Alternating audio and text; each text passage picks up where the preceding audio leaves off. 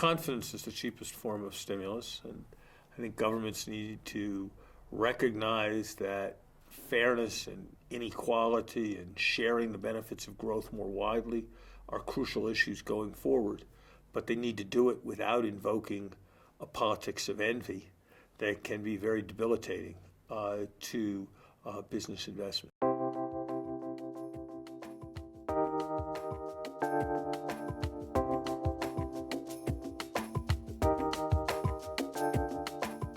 I think growth probably is going to be slower in aggregate GDP over the next 50 years than it has been over the last 50 years. We've already seen some trend towards decline, and if I had to guess, that trend will persist. But that's a reason why we've got to do all we can. If we're not going to have as much quantitative improvement in the labor force, we're going to need qualitative improvement, and that goes back to issues of education. That goes back to issues of the transition from school to work.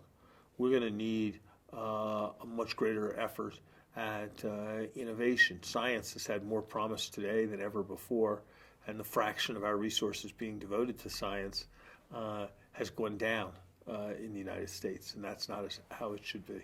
There's plenty of work in our society that needs to be done. Think about healthcare, think about education, think about taking care of the aged. But whether we've got the social institutions that will permit that work to get done, I think that's going to be a very large question.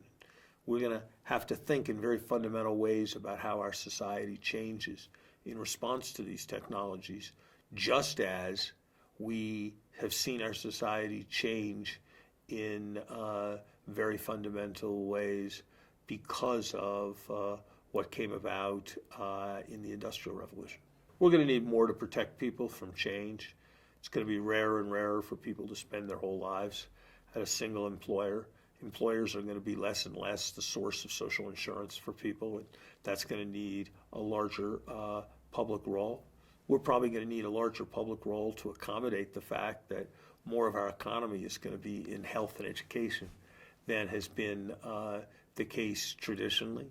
I suspect in a world of rising inequality, there's going to be a need for more progressive taxation as well.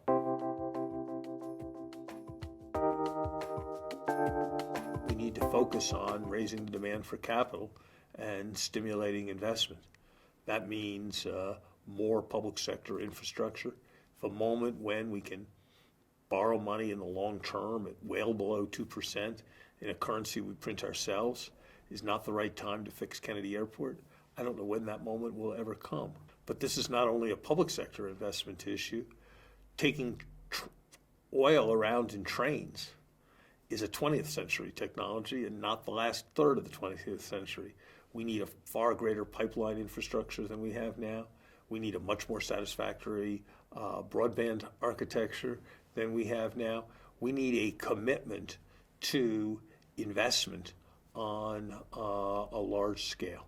It is absolutely essential to protect the environment, but that is no reason why basic permitting decisions should take years and years to make. We need to recognize that there's a great deal that needs to be regulated in the financial sector.